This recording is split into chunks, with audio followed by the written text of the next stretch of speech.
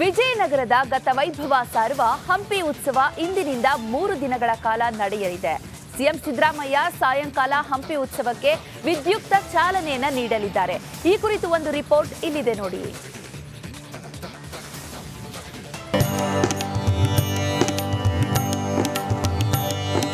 ಕಲೆ, ಸಾಹಿತ್ಯ, ವಾಸ್ತುಶಿಲ್ಪ ಗತವೈಭವಕ್ಕೆ ಸಾಕ್ಷಿಯಾಗಿರೋ ಹಂಪಿ ಉತ್ಸವಕ್ಕೆ ಇಂದು ಸಿಎಂ ಸಿದ್ದರಾಮಯ್ಯ ವಿದ್ಯುಕ್ತ ಚಾಲನೆಯನ್ನ ನೀಡಲಿದ್ದಾರೆ.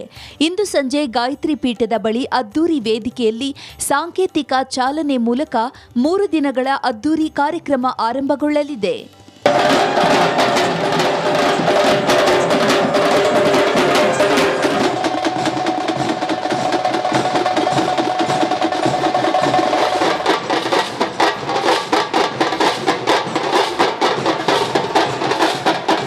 ಉತ್ಸವದ ನಿಮಿತ್ತ ಆಗಸದಿಂದ ಹಂಪಿ ನೋಡಲು ಹಂಪಿ ಬೈಸ್ಕೈಗೆ ಚಾಲನೆಯನ್ನ ನೀಡಲಾಯಿತು.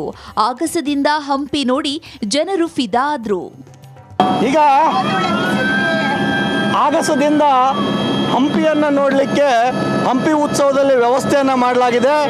ನಾವು ಗಮನಿಸ್ತಾ ಇದ್ದೀವಿ, ಮೇಲಿಂದ ನಾವು ಹಂಪಿಯನ್ನು ತೋರಿಸ್ತಕ್ಕಂಥ ಒಂದು ದೃಶ್ಯವನ್ನು ರಿಪಬ್ಲಿಕ್ ಕನ್ನಡ ಚಾನಲ್ ಮಾಡ್ತಾ ಇದೆ. ಗಮನಿಸ್ಬೋದು, ನಾವು ಕಮಲಾಪುರದ ಏನು ಮಧುರಾ ಭುವನೇಶ್ವರಿ ಹೋಟೆಲ್ ಇದೆ, ಆ ಹೋಟೆಲಿಂದ ಈಗಾಗಲೇ ಫ್ಲೈ ಆಗಿದ್ದೀವಿ. ನಾವು ನೋಡ್ತಾ ಇರ್ಬೋದು, ಇದು ಹಂಪಿಯ ಒಂದು ಸುತ್ತು ಬೇರೆ ಬೇರೆ ರೀತಿಯ ಸ್ಮಾರಕಗಳನ್ನು ನೋಡ್ತಕ್ಕಂತಹ ದೃಶ್ಯಗಳು ನಮಗೆ ತೋರಿಸ್ತಾ ಇರ್ತಕ್ಕ ಒಂದು ಪ್ರಯತ್ನವನ್ನು ನಾವು ಮಾಡ್ತಾ ಇದ್ದೀವಿ. ಇದು ಹಂಪಿಯ ಸಂಪೂರ್ಣವಾಗಿ ಆಗಸದಿಂದ ಹಂಪಿಯನ್ನು ನೋಡಲಿಕ್ಕೆ ಒಂದು ತೋರಿಸ್ತಕ್ಕಂಥ ಪ್ರಯತ್ನವನ್ನು ರಿಪಬ್ಲಿಕ್ ಕನ್ನಡ ಟಿವಿ ಮಾಡ್ತಾ ಇದೆ.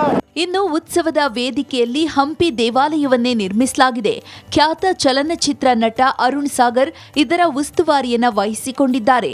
ಇವತ್ತು ಇಲ್ಲಿರುವ ಶಿಲ್ಪಗಳು ಭಿನ್ನವಾಗಿರಬಹುದು, ಆದರೆ ಅದನ್ನು ನೋಡ್ತಾ ಇದ್ದರೆ ನಮ್ಮೊಳಗೆ ಕಲೆಯ ಚಿನ್ನ ಬೆಳೀತಾ ಹೋಗುತ್ತೆ, ನಮ್ಮೊಳಗೆ ಸಂಸ್ಕೃತಿಯ ಚಿನ್ನ ಬೆಳೀತಾ ಹೋಗುತ್ತೆ. ಯಾಕೆಂದರೆ ಯಾವುದೇ ಒಂದು ಕಲಾಕೃತಿ ನಮ್ಮೊಳಗೆ ಅದು ಇನ್ಸ್ಪೈರ್ ಮಾಡಬೇಕು. ಹಾಗಾಗಿ ನಾನೊಬ್ಬ ಕಲಾವಿದನಾಗಿ ಕಲಾ ನಿರ್ದೇಶಕನಾಗಿ ಕೆಲಸ ಮಾಡಬೇಕಾದ್ರೆ ಹಂಪಿ ಉತ್ಸವಕ್ಕೆ ನಾನು ಕೆಲಸ ಮಾಡಬೇಕು ಅನ್ನುವ ಒಂದು ಡಿಸೈನ್ ಮಾಡಬೇಕು ಅಂತಿದ್ದು ಅದು ನನಸು 2024ರಲ್ಲಿ. ನಾನೊಂದು 25 ವರ್ಷದಿಂದ ಅಂದ್ಕೋತಿದ್ದೆ ಮಾಡಿದರೆ ಚೆನ್ನಾಗಿತ್ತು ಅಂತ. ಬಟ್ ಇವತ್ತು ಆ ಕನಸು ನನಸಾಗಿದೆ. ಉತ್ಸವದ ಅಂಗವಾಗಿ ವಡಕರಾಯ ದೇಗುಲದಿಂದ ವಸಂತ ವೈಭವ ಮೆರವಣಿಗೆಯನ್ನ ಮಾಡಲಾಯಿತು. ಸಾಂಸ್ಕೃತಿಕ ಹಾಗೂ ಆಕರ್ಷಕ ಕಲಾ ತಂಡಗಳು ಮೆರವಣಿಗೆಗೆ ಮೆರುಗು ತಂದವು. ಇನ್ನು ಈ ವೇಳೆ ಜಯನಗರ ಶಾಸಕ ಗವಿಯಪ್ಪ, ಜಿಲ್ಲಾಧಿಕಾರಿ ದಿವಾಕರ್, ಎಸ್ಪಿ ಶ್ರೀಹರಿ ಬಾಬು ಬಿಎಲ್ ಭಾಗಿಯಾಗಿದ್ರು. K Suresh Chauhan, Republic Kannada, Vijayanagara.